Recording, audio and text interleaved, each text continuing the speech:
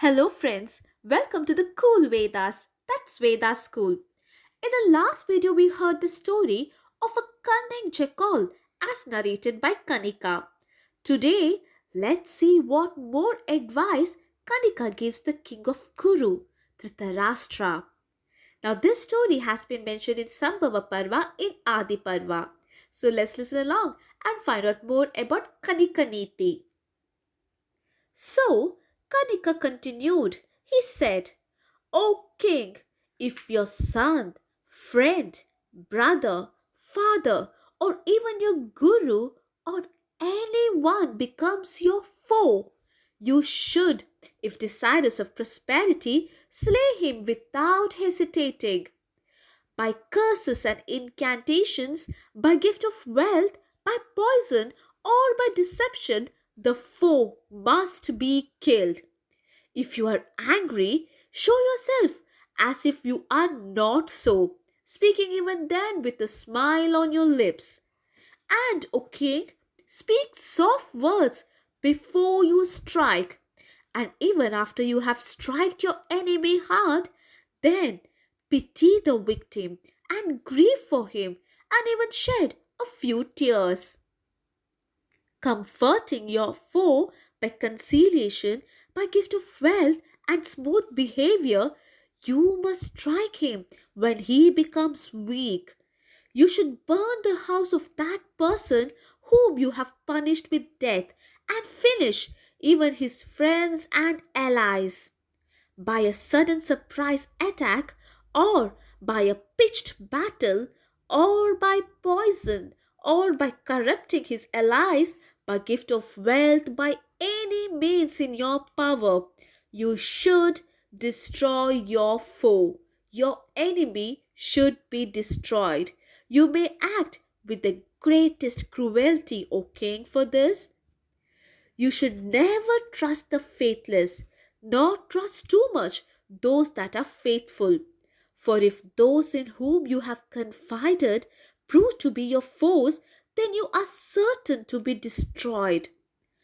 After testing their faithfulness, you should employ spies in your own kingdom and in the kingdoms of others.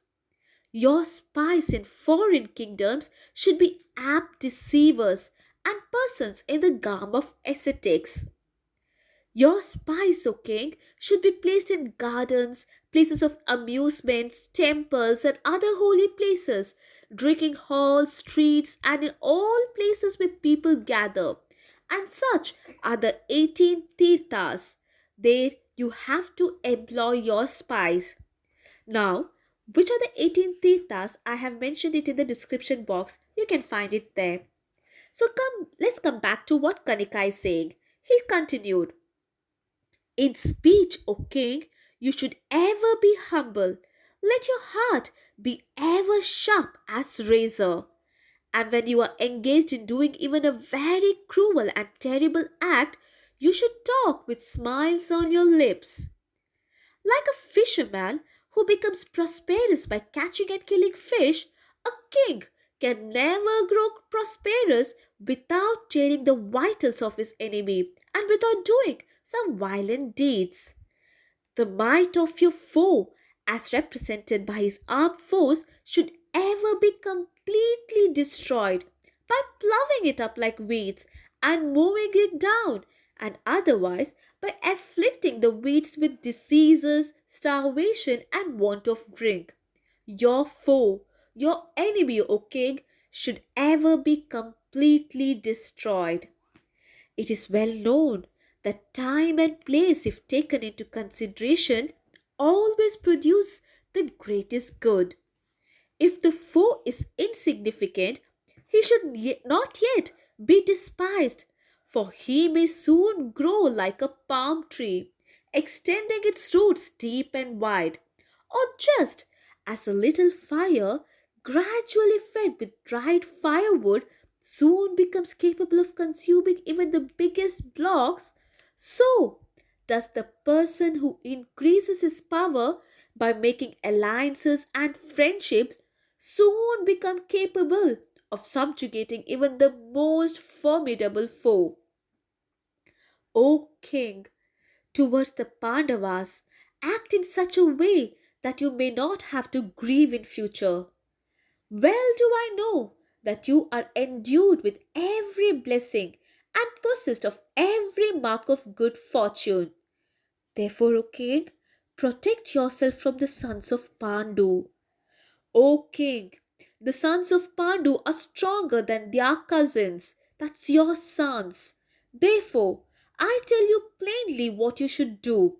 Listen to it, O king, with your children, and having listened to it, exert yourself to do the needful. O king, act in such a way that there may not be any fear for you from the Pandavas.